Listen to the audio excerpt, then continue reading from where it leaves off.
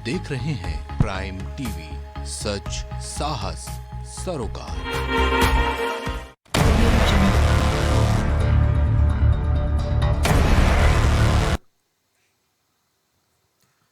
नमस्कार दोस्तों, मैं हूं संजय राजन। स्वागत है आपका प्राइम डिबेट में। दोस्तों, देर से ही सही लेकिन आखिरकार चुनाव आयोग जाग गया है, एक सही फैसला लिया है। जिन सियासी मुद्दों को लेकर मंच से हम लगातार मजम्मत करते रहे हैं सियासी दलों के बयानों की, आज उसको लेकर चुनाव आयोग अपना सख्त रवैया दिखा रहा है। जाहिर सी बात है, चुनाव आयोग ने, चाहे वो कांग्रेस की बात की जाए या भारतीय जनता पार्टी की बात की जाए, दोनों को इस बात के लिए फटकार लगाया है कि किसी भी कीमत पर सिक्योरिटी फोर्सेस के राजनीतिकरण, सेना के सामाजिक आर्थिक संरचना और समुदाय, भाषा और धर्म के आधार पर प्रचार प्रसार की पद्धति बंद करें। इसके लिए चुनाव आयोग ने कांग्रेस और भारतीय जनता पार्टी को नोटिस जारी करके ये चेतावनी दी है कि वो अपने स्टार प्रचारकों और प्रत्याशियों को ऐसे बयानों से गुरेज करने की नसीहत दें। यानी कुल मिलाकर जो पहले चरण में सियासी मुद्दा चला था, घोषणा पत्र मोदी की गारंटी, न्याय पत्र कांग्रेस के, या फिर हमारा अधिकार समाजवादी पार्टी के घोषणा पत्र, सरीखे घोषणा पत्रों की, उससे इतर हटकर दूसरे चरण में मामला वोटों के ध्रुवीकरण के इर्द गिर्द मंडराता नजर आया। कभी संविधान बचाने की बात कही गई तो कभी संविधान को बदलकर आरक्षण को समाप्त करने की बात कही गई। तरह तरह के बयान सियासी मंचों पर देखने को मिले, जिसने बेशक सियासी माहौल को गरमाया, सियासी मंच को गरमाया, लेकिन हास्यास्पद तो ये लगता था कि आखिर क्यों चुनाव आयोग ऐसे बयानों को लेकर के अपनी सख्ती नहीं दिखा रहा है। बहरहाल देर से ही सही लेकिन दुरुस्त फटकार लगाया है चुनाव आयोग ने सारे सियासी दलों को। इस महत्वपूर्ण मुद्दे पर, इस अहम मुद्दे पर आज हम एक बेहतरीन पैनल के साथ चर्चा करेंगे और जानने की कोशिश करेंगे कि क्या चुनाव आयोग की इस सख्ती से सियासी दल या सियासतदान हलकान होते हैं या नहीं। यानी कुल मिलाकर ये कहा जा सकता है कि मैं बार बार ये कहता था, अपने हर चर्चा में कहता था, सवाल खड़ा करता था कि आखिर ऐसे बयानों की क्या आवश्यकता पड़ गई है जिससे वोटों के ध्रुवीकरण को बढ़ावा मिले, जातवाद संप्रदायवाद को बढ़ावा मिले, एक विशेष वर्ग को लेकर के तमाम तरह की टिप्पणियां क्यों की जा रही है लोकतंत्र के इस महापर्व में। अब चुनाव आयोग की इस नोटिस का क्या असर होता है। हालांकि ये बात अलग है कि अब केवल देश में 2 चरणों का ही मतदान बचा है, छठा और 7वें चरण का। यानी कुल मिलाकर ये कहा जा सकता है कि चुनाव आयोग देर से आया लेकिन दुरुस्त आया। फिलहाल मामला काफ़ी गंभीर है।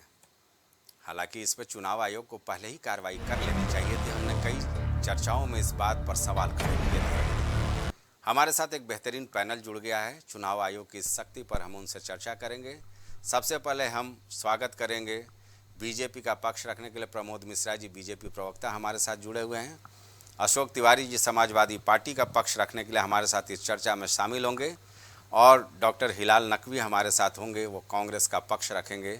आपका भी बहुत बहुत स्वागत है डॉक्टर हिलाल साहब। राजेश आनंद जी, जो वरिष्ठ पत्रकार हैं, इस चर्चा को हम आगे बढ़ाने में आपका भी सहयोग लेंगे। सबसे पहले राजेश जी, कई चर्चाओं में हमने इस बात पर सवाल खड़े किए थे कि जब मामला जनता के बीच में जन सरोकार से जुड़ा हुआ घोषणा पत्रों का रहा तो अचानक ये वोटों के ध्रुवीकरण के लिए ना जाने कौन कौन से मुद्दे मंच पर लाए गए।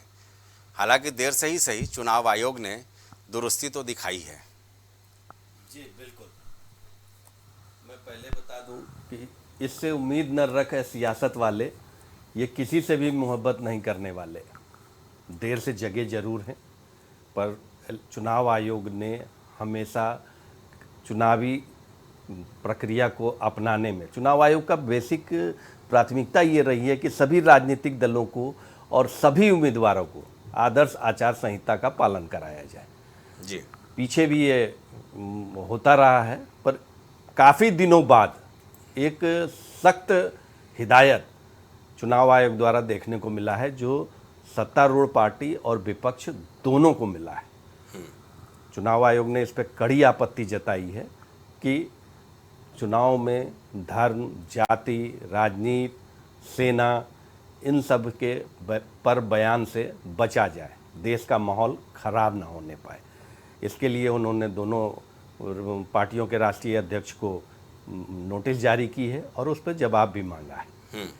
तो निसंदेह चुनाव आयोग अपनी प्रक्रिया पूर्ण कर रहा है और ये अच्छी पहल है, यही उनका दायित्व है।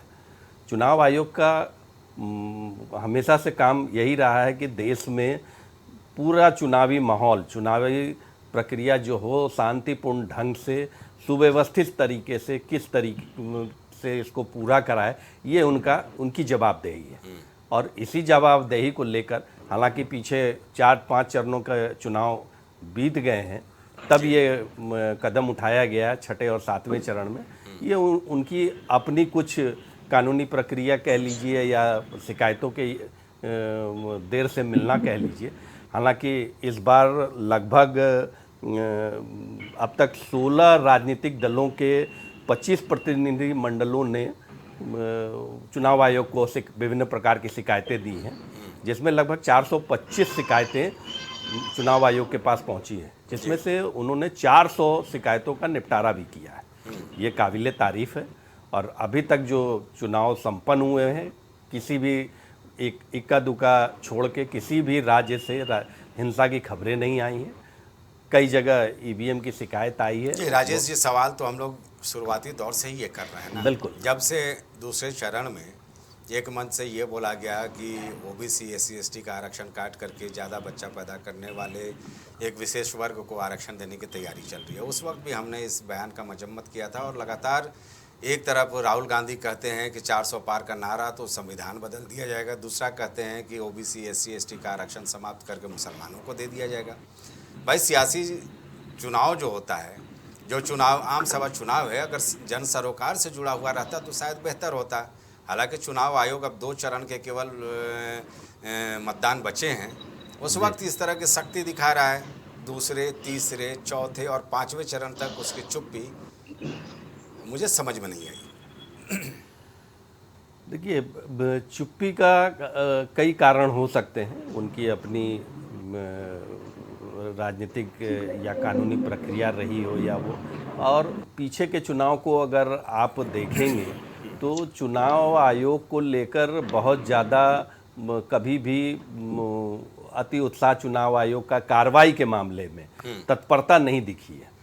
देखिए, चुनाव आयोग का गठन 1950 में हुआ था और सन 1950 से लेकर 1990 तक, मतलब 40 सालों तक, मैं खुद 89 में पत्रकारिता में आ गया था, तो उसके पहले तक हम लोगों को भी बहुत ज़्यादा चुनाव आयुक्त कौन है, क्या है, ये नहीं मालूम हुआ करता था। सन 1990 में जब TN शेषन चुनाव आयुक्त बने तो पहली बार देश में ऐसा एहसास किया गया कि चुनाव आयुक्त के पास जो पावर है उसका उपयोग पिछले 40 सालों में नहीं हुआ। जी बिल्कुल सही। 90 में जब TN शेषन चुनाव आयुक्त हुए तो चूंकि वो एक निर्भीक अधिकारी थे, एक तुरंत डिसीजन लेने वाले अधिकारी थे, उन्होंने पूरे देश को एहसास कराया कि चुनाव आयुक्त के पावर क्या है। कमोबेश 2001 में बिल्कुल सही आदर्श आचार संहिता का पालन किस तरह से होगा, ये TN शेषन ने सबको सिखाया था। बिल्कुल। हालांकि बाद में लिंग 2 जैसे भी हुए और तमाम ऐसे रहे जिन्होंने कुछ ना कुछ बेहतरी किया। 2001 में लिंग 2 आए, लिंग 2 से लेके और फिर 2024 आया है। अब तक तमाम चुनाव आयुक्त आए पर किसी की भी ख्याति चुनाव के प्रक्रिया को लेकर पूरे देश भर में इतनी नहीं हुई जितनी लिंग 2 और TN शेषन की हुई। जी। आज मुख्य चुनाव आयुक्त राजीव कुमार जी हैं, ठीक है, उन्होंने आज ये चलिए निर्णय लिया है, तो वो सराहनीय कदम है। और ठीक है, प्रोफेसर साहब, प्रोफेसर हिलाल भाई, चुनाव आयोग ने सख्ती की, आपको भी नोटिस जारी हुआ है, आप भी शायद संभवतः लगता है एक शिक्षाविद भी हैं और कांग्रेस के प्रवक्ता भी हैं, आप भी इस बात से इत्तेफाक जरूर रखते होंगे कि चुनाव हो जन सरोकार के मुद्दे पर तो बेहतर होता है। जनता भी ये डिसाइड कर पाती है कि उसका जो मताधिकार है वो किसके पक्ष में जाए। देखिए, जहाँ तक कि कांग्रेस पार्टी का या इंडिया गठबंधन का सवाल उठता है, तो इंडिया गठबंधन और कांग्रेस पार्टी ने कभी भी धर्म के नाम के ऊपर चुनाव नहीं लड़ा है, कभी भी नहीं लड़ा है। आप उसका कोई एक एग्जाम्पल नहीं बता सकते हैं।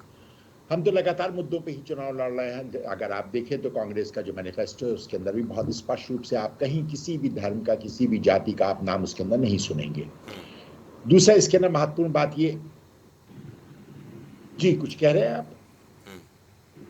जी नहीं, अच्छा, बोले। दूसरी बात ये है कि जब हम न्याय की बात करते हैं, जिसके नाम 5 न्याय की बात करते हैं, 25 गारंटियां देते हैं, तो उसके अंदर देखिए किसके बात हम कर रहे हैं। उसके अंदर हम कह रहे हैं हर वो व्यक्ति जो ग्रेजुएट हो जाता है और साथ ही साथ या उसके पास कोई ITI का सर्टिफिकेट आ जाता है, तो उसको पहली नौकरी पक्की की बात कर रहे हैं। उसके अंदर कहीं धर्म का नाम लिया, कहीं जाति का नाम लिया। उसके अंदर प्रत्येक ऐसे व्यक्ति को जो है वो 8,500 रुपए महीना मिलेगा, 1 लाख रुपए साल का मिलेगा। इसी तरह से जो गरीबी रेखा के नीचे रह रहे परिवार है, उसके अंदर जो गृहिणियां हैं उनको 1 लाख रुपए साल दिया जाएगा। उसके अंदर बताइए कहीं जाति का, किसी धर्म का नाम लिया गया। मजदूरों की मजदूरी बढ़ाने की बात कही जा रही है, कहा जा रहा है कि उसको 400 रुपए जो है मिनिमम वेजेस एक्ट में लेकर के आएंगे, कम से कम मजदूरी इतनी होनी चाहिए। उसमें बताइए किस धर्म, किस जाति की बात की है। किसानों की बात करते हैं, किसानों के लिए हम कहते हैं कि न्यूनतम समर्थन मूल्य उनको जो है वो हम कानूनी अधिकार बना देंगे। उसके ना कौन सी धर्म, कौन सी जाति है। अगर हम कहते हैं हम किसानों का कर्ज माफ कर देंगे, तो उसमें कौन सी धर्म, कौन सी जाति है। तो उसके उन्होंने कांग्रेस को किस मामले में खींचा है, किस मामले में उन्होंने कहा है, ये हमको हैरान कर देने वाला लगा प्रोफेसर साहब, लेकिन बहरहाल उन्होंने जो बात कही है वो ठीक है। सारे जितने भी, जी, इन मुद्दों पर चुनाव आयोग को कोई एतराज नहीं है। एतराज तो ये है जो अग्निवीर को लेकर के आप लोग बयान दे रहे हैं, उसमें साफ तौर पे कहा गया है सिक्योरिटी फोर्सेस का राजनीतिकरण न करे, सेना के सामाजिक आर्थिक संरचना को लेकर विभाजनकारी बयान न दे। अग्निवीर का मुद्दा शायद आप ही लोग उठा रहे हैं मन से कि अग्निवीर बेशक की पद्धति समाप्त का की जो जाएगी। मुद्दा है, तो उसके अंदर सेना को लेकर के हम कोई बात नहीं कर रहे हैं। अग्निवीर की जब बात होगी तो सेना की ही बात होगी ना। नहीं, उसके अंदर उनकी सर्विस कंडीशंस की हम बात कर रहे हैं। उसके अंदर कहां कौन सा सामाजिक बात कर रहे हैं। अगर हम ये बात कहते हैं कि उसके अंदर 2 तरह के शहीद इस तरह से होंगे, एक वो शहीद होएगा जिसको हर तरह का लाभ मिलेगा, दूसरा वो शहीद होएगा जिसको कोई लाभ नहीं मिलेगा, तो ये क्या, ये एक संविधान के अंदर अगर साफ साफ दिया हुआ है कि आर्टिकल 14 में हमें समानता का अधिकार की बात है, तो उस समानता के अधिकार के अंतर्गत हम कहते हैं कि उनके साथ भी समान व्यवहार किया जाए। 4 साल के अंदर 18 साल के बच्चे को आप रिटायर कर देंगे, वो 22 साल की उम्र में क्या करेगा जाकर के, 22 साल की उम्र में वो रिटायर हो चुका होगा। ये कौन से न्याय हुआ उसके साथ जी। तो हम उसकी बात कर रहे हैं। इसके अंदर किसी भी तरह की कोई वो नहीं कि उसमें आप जो कॉन्ट्रैक्चुअल बेसिस के ऊपर सेना के अंदर लोगों को रख रहे हैं, तो उसके लिए वो उस नीति के हम साथ नहीं है। तो हम तो नीति का विरोध कर रहे हैं। हमने कब कहा कि सेना में क्या फर्क पड़ जाएगा, या हमने कब कहा कि इससे सेना में किसी तरह की कोई दिक्कत होगी, कभी भी नहीं कहा। हम तो बात ये कह रहे हैं कि जो इस तरह की योजना लेकर के आए हैं, उसके अंतर्गत 4 साल के अंदर हमारे जवान बच्चे जो है वो रिटायर हो जाएंगे। हम उसके अंदर ये बात कह रहे हैं कि उसके बाद वो करेंगे क्या। हम ये बात कह रहे हैं कि एक ही उस व्यवस्था में आप 2 तरह के शहीद क्यों बना रहे हैं।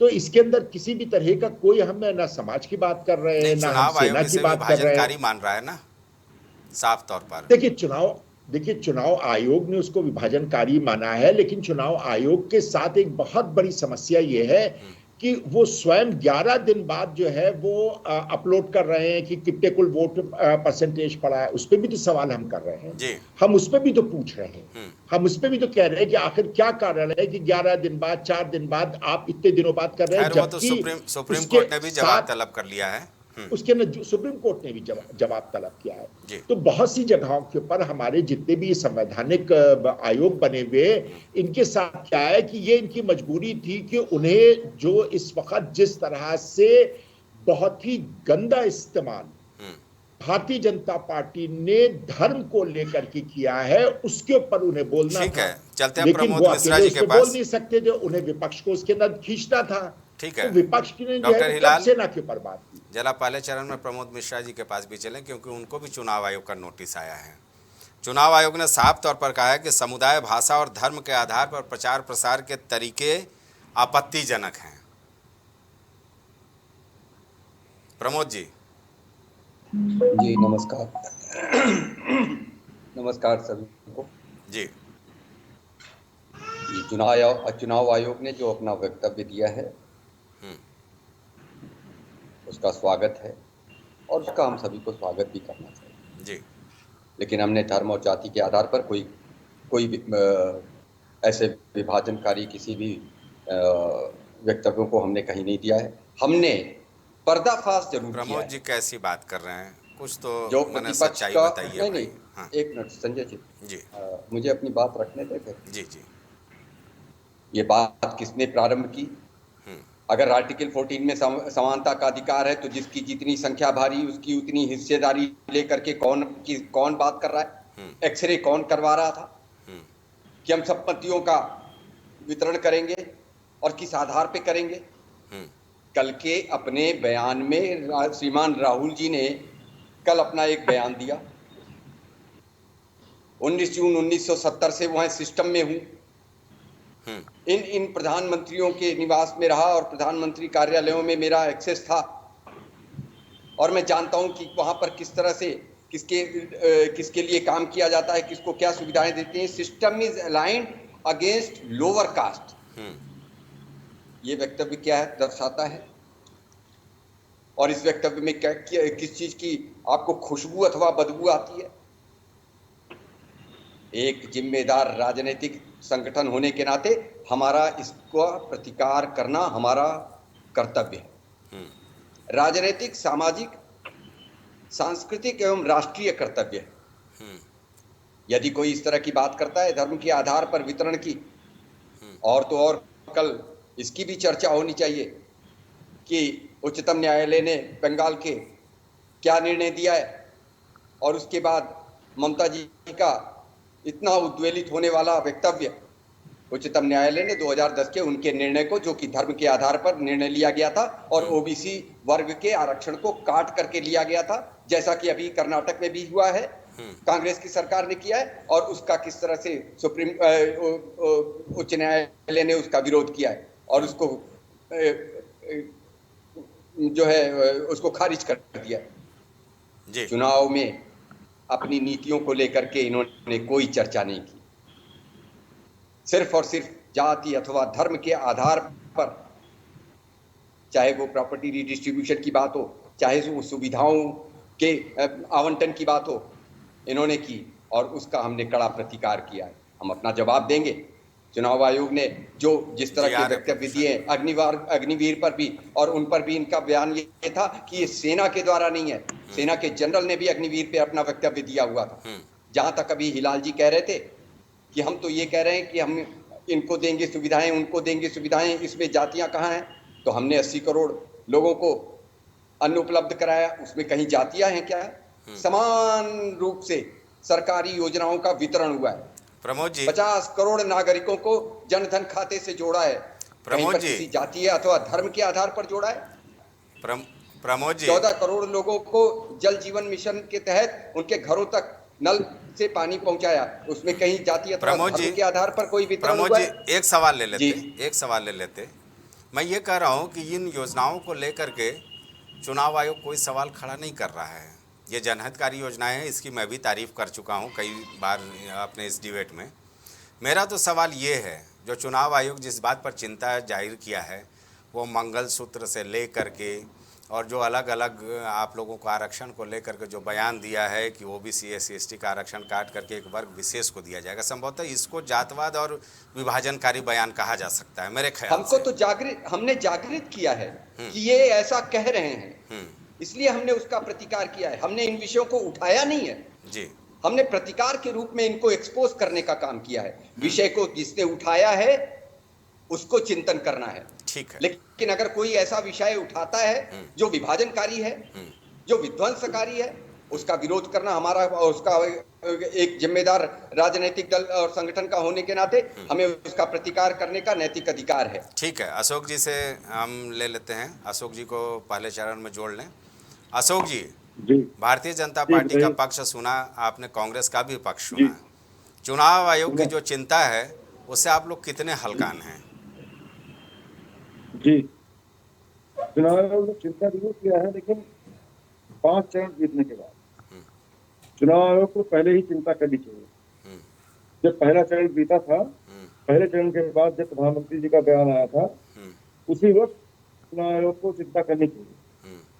लेकिन जब सर से ऊपर पानी बह गया है, काफी पानी बह गया है, यहाँ तक कि प्रधानमंत्री जी का ये बयान आ गया कि जो है राम मंदिर को बुलडोजर से ध्वस्त कर दिया जाएगा, राम मंदिर पर बुलडोजर चला दिया जाएगा और राम मंदिर को ताला, भगवान श्री राम को ताले में बंद करके टेंट में कर दिया जाएगा। ये बयान कहाँ तक न्याय संगत था जी? ये बयान विभाजनकारी है कि नहीं है? इस बयान की क्या उपयोगिता है जी? ये बयान का क्या तारतम्य है चुनाव से? क्या मतलब है इस बयान का? इस बयान को हालत ये हुई कि इनका वोट बैंक गिर गया। ये बयान देने के बाद जनता इनको गंभीरता से लेना बंद कर दी। जो वोट इनको पाने भी थे वो वोट भी इनके हाथ से जाते रहे। आज जन चर्चा है कि मोदी जी का बौखला गए हैं, मोदी जी चुनाव हार रहे हैं। जन चर्चा में कि चुनाव बुरी तरह हार रहे हैं, उनकी विदाई हो गई है। ये आम चर्चा है उत्तर प्रदेश में और पूरे देश में कि इंडिया गठबंधन सरकार बनाने जा रहा है 4 जून को। हाँ अशोक जी, चलिए मेरा ये कहना है कि भारतीय जनता पार्टी के मन से ऐसे बयान आए तो, लेकिन आप भी तो उस बयान में बह गए ना। अग्निवीर को लेकर के साफ तौर पे जो चुनाव आयोग ने कहा है कि सिक्योरिटी फोर्सेस का राजनीतिकरण नहीं होना चाहिए।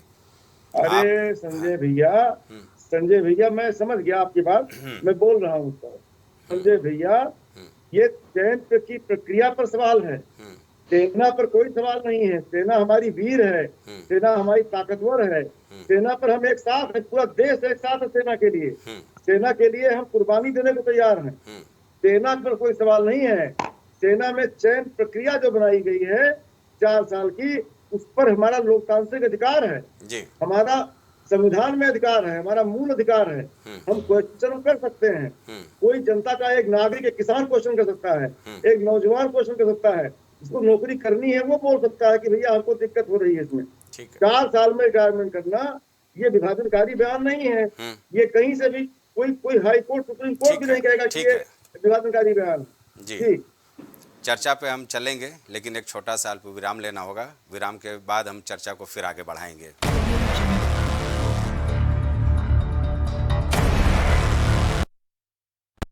गोयल सुपर स्पेशलिटी हॉस्पिटल आपके लिए लेकर आया है world class heart care facilities, जहां होता है हार्ट समेत सभी बीमारियों का बेहतर इलाज। संपर्क करें Ayodhya road, Chinhat, Lucknow. MGM hospital and research centre, advance neuro and spine surgery centre. आपका स्वास्थ्य ही हमारी प्राथमिकता। पता Jhalwa, Prayagraj. M planet digital world लेकर आया है इलेक्ट्रिक स्कूटर की दुनिया में नई क्रांति। इलेक्ट्रिक स्कूटी अपनाएं, प्रदूषण को कहे बाय बाय। पता प्रोफेसर कॉलोनी, कमला नगर, आगरा। मस्तिष्क मनोरोग, नस एवं नशा मुक्ति के विशेषज्ञ डॉक्टर राकेश पासवान। पता Sitaram hospital, Darbhanga colony, Lowther road, Prayagraj. करी भोजपुरी के पहला story telling mobile app Yayavari via Bhojpuri play store से और डूब जाएं दुनिया भर के कहानियन के अद्भुत सागर में आपन भाषा भोजपुरी में। यायावरी वाया भोजपुरी, कथा कहानी आपन बानी। Cosmo laser dental clinic and dental implant centre, जो देता है आपको वर्ल्ड क्लास की बेहतरीन डेंटल सुविधाएं। पता प्रथम तल, Vrindavan tower, opposite hotel JK palace, civil lines, Prayagraj, Uttar Pradesh. संपर्क करें 3938822172। BabaSahebShadi.com, ये पोर्टल वेबसाइट शादी विवाह के रिश्तों के लिए ये बहुत ही भरोसेमंद और बेहतरीन पोर्टल वेबसाइट है। अभी तक बहुत सारे लोगों ने इस पर भरोसा किया है और मनचाहा रिश्ता पाया है। ये पूर्णतः सुरक्षित है। आप आज ही अपना निशुल्क पंजीकरण कराएं और मनचाहा रिश्ता पाएं।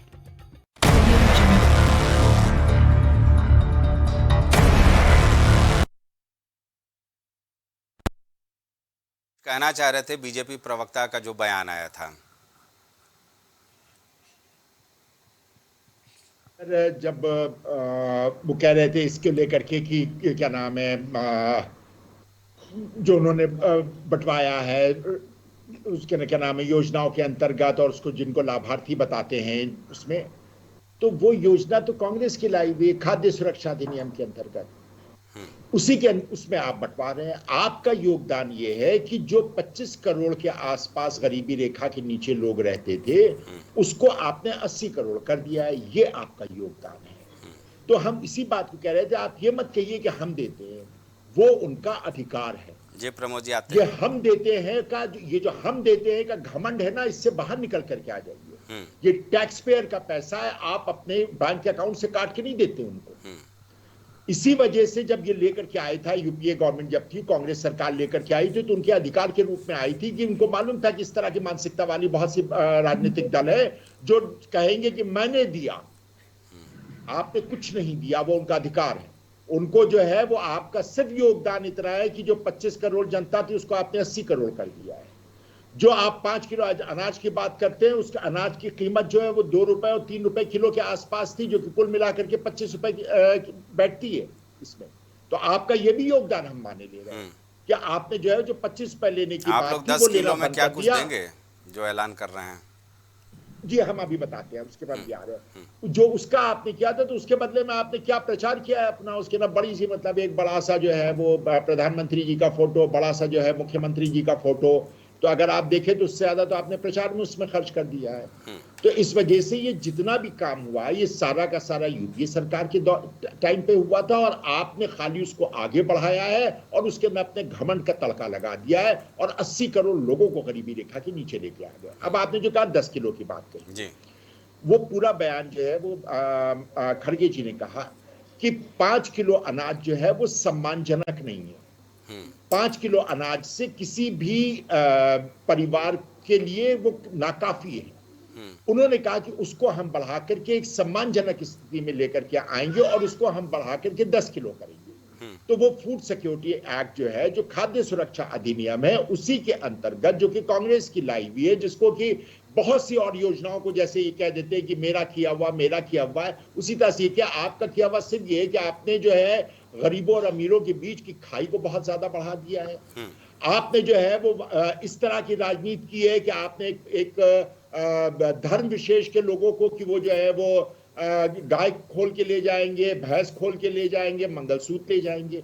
और रही बात कर्नाटक की जो आपने कही थी, तो कर्नाटक में जिसके साथ आप सरकार में वहां लड़ रहे हैं ना, जेडीएस, वो लेकर के आई थी। हिम्मत कीजिए ना, एचडी देवगौड़ा और साहब। अभी भी आपके पास अवसर है, अभी भी आपके पास अवसर है जी। जो प्रफुल्ल रवन्ना के जो दादाजी थे, प्रफुल्ल रवन्ना का नाम तो सारा दुनिया जानती है, उनके दादाजी एचडी देवेगौड़ा साहब, वो लेकर के आए थे वो जो रिजर्वेशन की बात है। और अब भी हिम्मत कीजिए ना, आंध्र प्रदेश में चंद्रबाबू नायडू ने अपनी मैनिफेस्टो में लिख करके दिया है कि वो मुसलमानों को 4% रिजर्वेशन देंगे। उनके साथ कहे के लिए आप गठजोड़ कर रहे हैं, कैसे आप उनके साथ बैठे? तो ये दोहरे चरित्र है ना, ये आपका चाल चरित्र और चेहरा दिखाता है। ठीक ये है। दिखाता है कि आप जो है वो कुछ सच नहीं बोलते। हिलाल साहब, प्रमोद जी से जरा आप जो जवाब है ले वो लें। अपनी सहूलियत के हिसाब से सिर्फ राजनीति करते हैं। ठीक है प्रमोद जी, जवाब दे दीजिए भाई। आपने अमीरी गरीबी की खाई बढ़ा दी है, और कर्नाटक में जिस आरक्षण की बात कर रहे हैं, मुसलमानों को जो विशेष कोटा के अंतर्गत आरक्षण मिल रहा है, वो एचडी देवगौड़ा सरकार ने दी थी, ये हम सब जानते हैं, जो अभी एनडीए का पार्ट है। जी, अभी हिलाल जी ने बहुत सी बातें कही जी, तो मैं आता हूं कि 2014 के बाद हमारी क्या कार्य पद्धति रही। हमने 3 स्तर पे काम किया।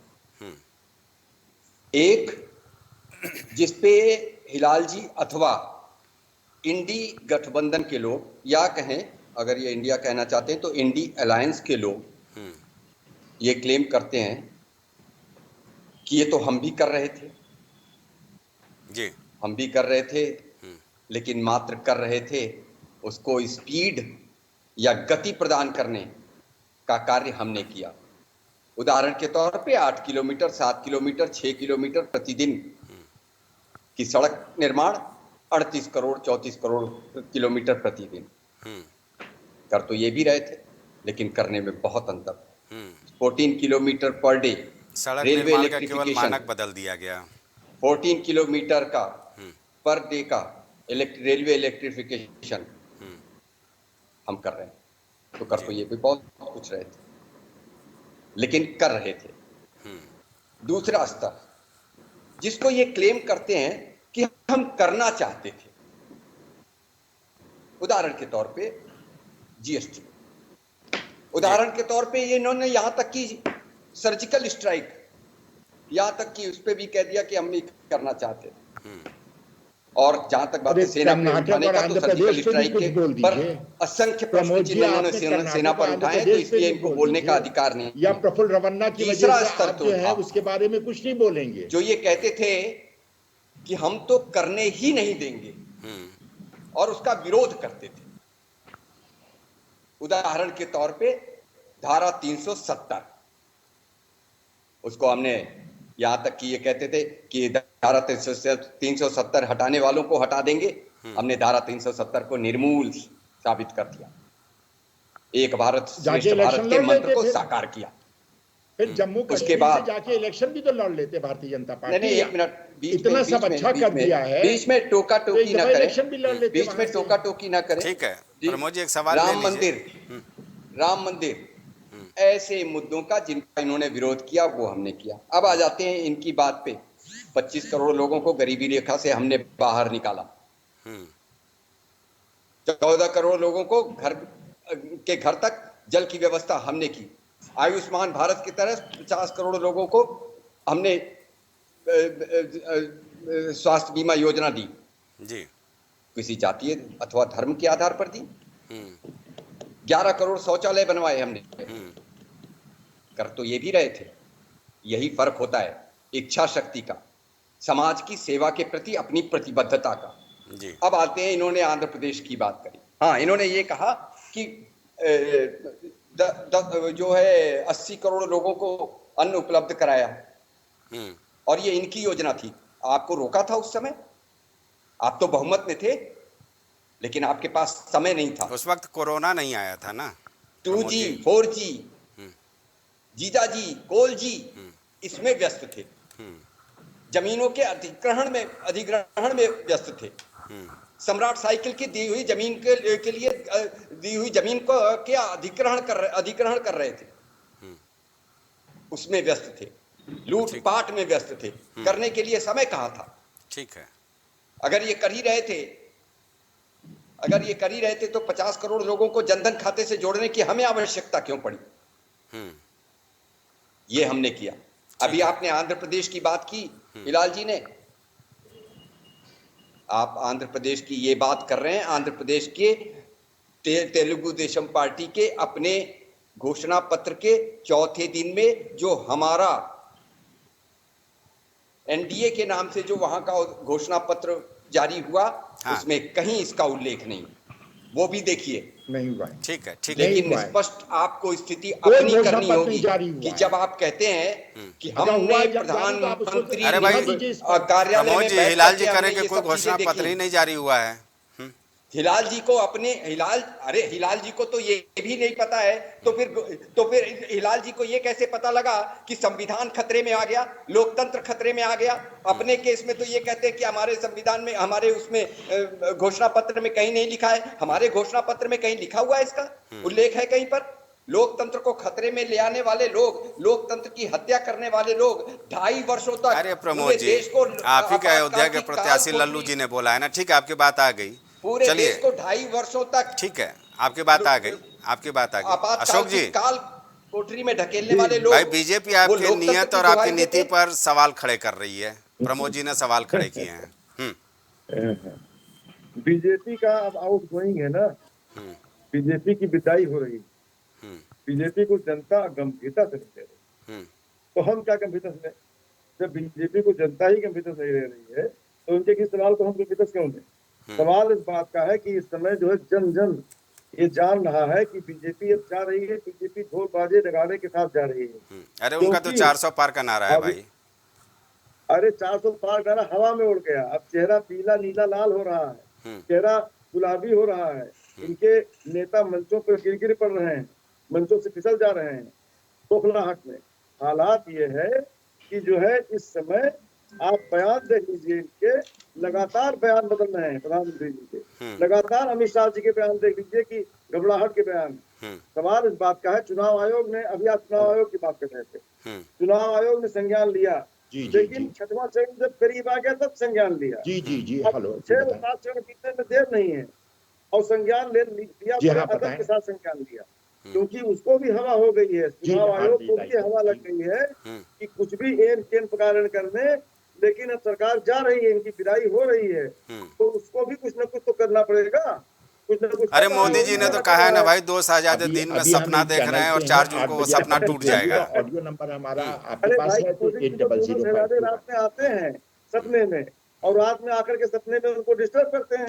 जी बोलते हैं शहजादों का ही नाम लेते हैं, शहजादों का माला जपते हैं इसमें। हालत यह है कि हम एक और चैनल पे अब घबरा गए हैं, घबराहट में है, झोला उठा के जाने की बारी आ गई है। तो वही दिखाई पड़ रहा है कि सत्ता की मलाई हाथ से जा रही है, और जब सत्ता की मलाई हाथ में नहीं रहेगी तो ये पूंजीपति भी काम नहीं आएंगे। ठीक है राजेश, पूंजीपति काम नहीं अशोक जी आ गई आपके पास, राजेश जी के पास चलते हैं। दिया इसी नंबर पे राजेश जी, ये भी तो नंबर है भाई चुनाव आयोग जो हिदायत दी है, कोई दल ये मानने को तैयार नहीं है कि ये उनके लिए हिदायत है। बयान तो आपने सुना साफ तौर पे। मैंने सारे प्रवक्ताओं को सुना। हेलो, सबसे बड़ी चीज ये है कि दुनिया का इकलौता देश है जिसका विभाजन धर्म के नाम पे। हेलो संजय भाई। जी जी, अभी आ रहे हैं प्रोफेसर साहब आपके। अच्छा, ठीक है। धर्म और राजनीति का जो रिश्ता रहा है आज का नहीं, 1947 से 47 में भी धर्म और राजनीति आड़े आई थी और देश का बंटवारा। तो ऐसे पार्टी के लोग धर्म और इन सब चीज़ों की बात करते हैं कि राजनीति में धर्म नहीं आना चाहिए और हम विकास और रोजगार और उस पर ये तो कुछ थोड़ा सा। अगर आप पीछे के चुनाव में नारों की बात करेंगे तो न जात पर न पात पे मोहर लगेगी हाथ पर, तिलक तराजू और तलवार को मारो जूते चार, राम मंदिर को लेके जिस हिंदू का खून न खोला वो खून नहीं वो पानी है। ये तमाम नारे चुनाव के दौरान गूंजते रहे जी। उस समय भी चुनाव आयोग था, आज भी चुनाव आयोग। तो राजनीति और धर्म, चुनाव आयोग के साथ सबसे बड़ी कमजोरी ये है कि उनके पास सलाह, नोटिस, तलब, कार्रवाई का पावर नहीं है, जहां जाकर वो पंगु हो जाता है। राजेश जी, एक कोट मुझे याद आता है, अक्सर हम लोग पढ़ा करते थे, हालांकि वो शायद नाम मैं मिस कर रहा हूँ। उसमें कहा गया था कि राजनीति में धर्म होना चाहिए, धर्म पर राजनीति नहीं होनी चाहिए। बिल्कुल। समाज को बचाना है, क्योंकि गंगा जमुनी तहजीब की अपनी एक खासियत रही है। हम विचारधारा की लड़ाई लड़ें मंचों से तो बेहतर होगा। तो मैं इसीलिए आपको सबसे पहली लाइन मैंने बताई कि जिस देश का बंटवारा ही धर्म के नाम पे हुआ तो राजनीति तो धर्म से शुरू हुई ना। तो वहां अब आप एक्सपेक्ट करो कि राजनीति में धर्म हो, ये मैं नहीं एक्सपेक्ट कर सकता, क्योंकि धर्म से ही राजनीति शुरू हुई थी। दूसरी सबसे बड़ी बात बिलाल साहब ने कही कि हिलाल साहब, क्षमा चाहता हूँ, हिलाल अहमद जी, तो इन्होंने योजनाएं पीछे आपकी सरकार रही है 55-60 साल, या जो भी सरकार रहती है वो सरकार के कामों को आगे बढ़ाती है। उत्तर प्रदेश की में जो विकास हुआ वो सपा की गवर्नमेंट में हुआ, तो उसको बढ़ाने का कार्य आगे की सरकार की जिम्मेदारी होती है। जो बेसिक फ़र्क आया वो सिर्फ, जैसे इन्होंने कहा कि खाद्यान्न योजना हमारी योजना थी, आवास योजना हमारी थी, इसमें जो बदलाव हमें दिखा है वो सिर्फ नाम का दिखा है। पहले ये तमाम योजनाएं जो हिंदुस्तान में चलती थी वो व्यक्ति विशेष के नाम से चलती थी। इंदिरा आवास योजना, राजीव गांधी खाद्यान्न ग्रामीण विद्युतीकरण, इनको हटा के सिर्फ इस सरकार ने उसको प्रधानमंत्री के पद से जोड़ा है। पद और व्यक्ति विशेष, बस यही फर्क है। निसंदेह आपकी योजनाओं को मौजूदा सरकार ने आगे बढ़ाया है और ये हर सरकार का दायित्व है। ऐसा नहीं है कि एम्स 2014 में बना, पहले भी हमारे यहाँ देश में काफ़ी विकास के कार्य हुए हैं और हर सरकार का दायित्व होता है कि आगे के पीछे की सरकारों का कार्य बढ़ाए। भाई इसमें कौन सी गलत बात है? अगर पिछली सरकार आपकी योजनाओं को अगली सरकार आगे बढ़ाती है तो ये तो कर्तव्य है ना देश के लिए, क्योंकि हर एक समय में जनता के टैक्स से ही ये विकास की योजनाएं आती हैं।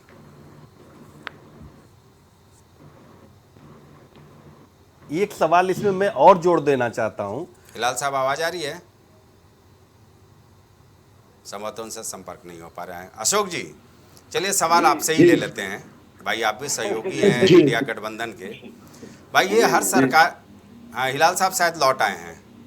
जी जी मैं ये कह रहा हूँ कि ये इसमें तो बेहतरी है ना कि आपकी योजनाओं को अगर हाँ, सरकार बिल्कुल। आगे बढ़ाती है, भले नाम बदल दे या कुछ भी कर दे, वो जन सरोकार से जुड़ा नहीं, हुआ आपकी योजना बात है। बिल्कुल सही है संजय भाई कि हर योजना जो है वो हमारे आपके टैक्स के साथ आता है। जी जी आ रही है, आपको हमारी आवाज आ रही है? जी जी जी, बिल्कुल, बिल्कुल आ रही है, बोलें।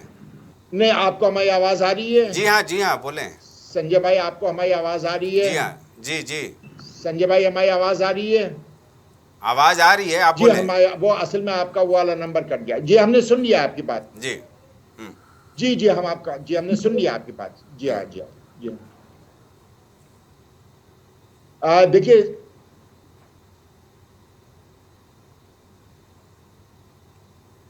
टैक्स, जी, टैक्स के साथ आती है सारी योजनाएं। हिलाल साहब से संपर्क नहीं हो पा रहा है क्या? देखें अशोक जी, आप कंटिन्यू कीजिए इसी सवाल को। जी देखिए, जी, मैं कंटिन्यू टैक्स, सारे सब टैक्स के साथ जो आता है, जितना भी जो योजनाएं हैं, उसको हम क्या कहते हैं? उसको हम ये नहीं कहते मैंने दिया। उसको हम क्या कहते हैं? उसको हम कभी भी इस तरह से नहीं कहते हैं कि ये योजना मेरी योजना है, मोदी ने आपको दिया है। ये बड़ा अंतर है। और दूसरे ये है कि उस योजना को आगे बढ़ाना बिल्कुल ठीक बात है।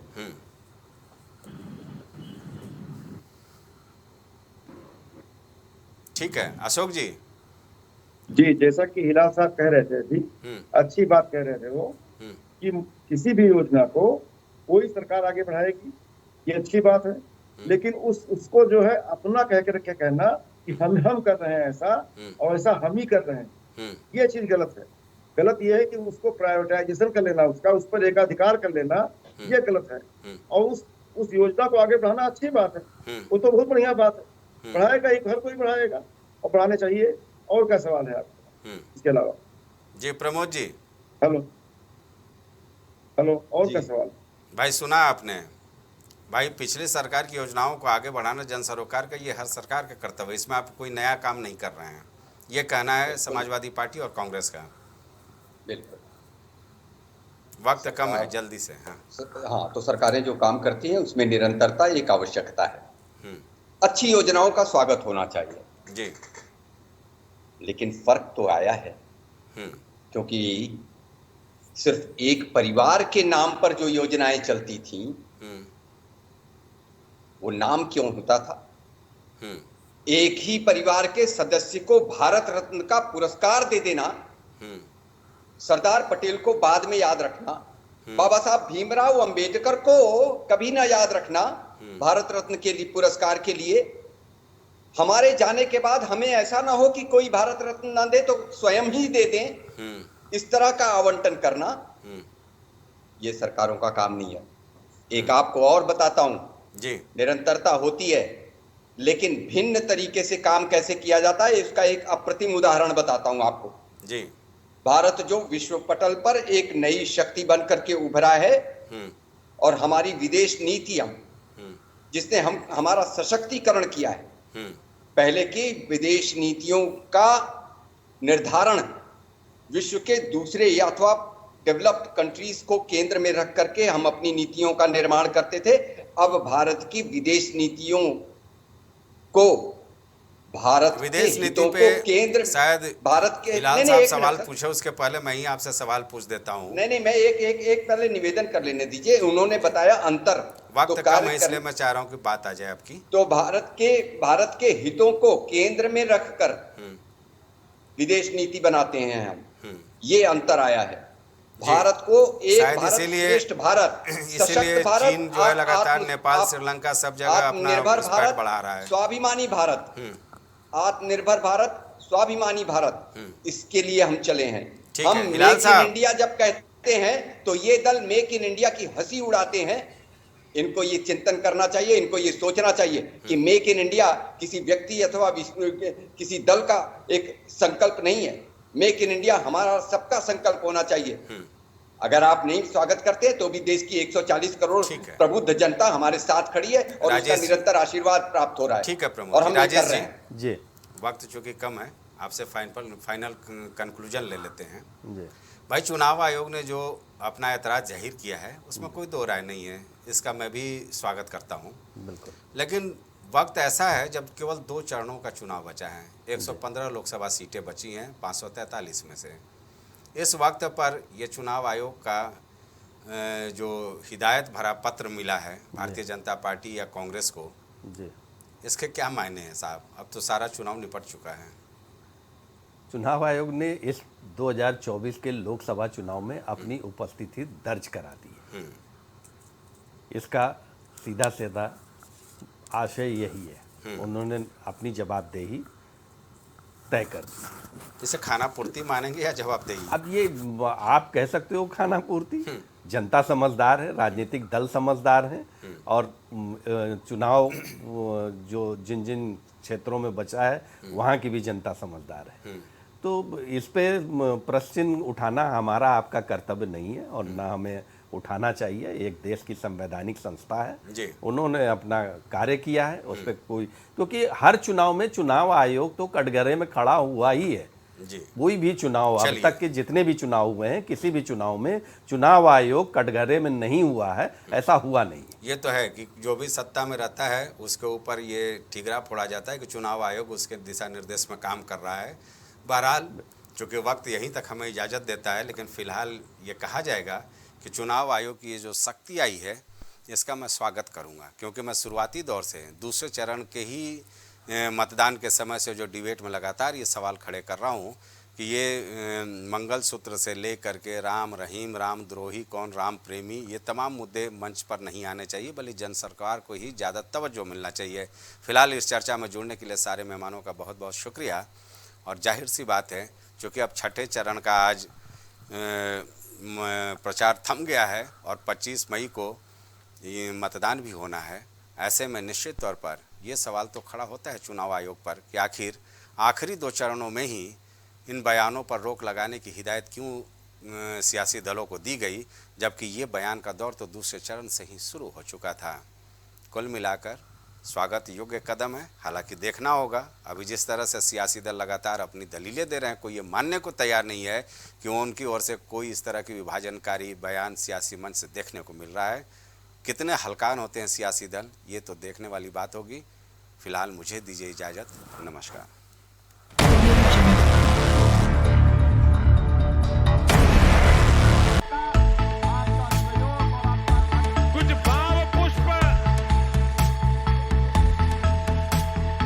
आप देख रहे हैं प्राइम टीवी, सच साहस सरोकार।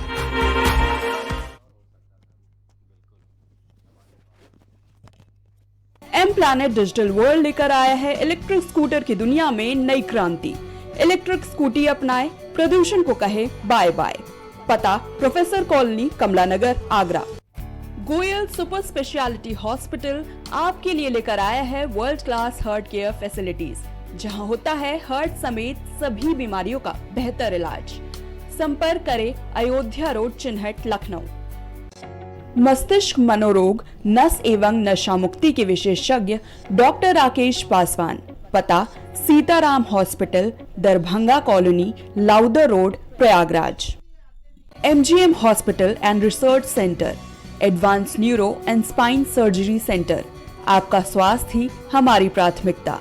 पता Jhalwa, Prayagraj. Cosmo laser dental clinic and dental implant centre, जो देता है आपको वर्ल्ड क्लास की बेहतरीन डेंटल सुविधाएं। पता प्रथम तल, Vrindavan tower, opposite hotel JK palace, civil lines, Prayagraj, Uttar Pradesh. संपर्क करें 6938812172। खोज करी भोजपुरी के पहला story telling mobile app Yayavari via Bhojpuri play store से और डूब जाएं दुनिया भर के कहानियन के अद्भुत सागर में आपन भाषा भोजपुरी में। यायावरी वाया भोजपुरी, कथा कहानी आपन बन।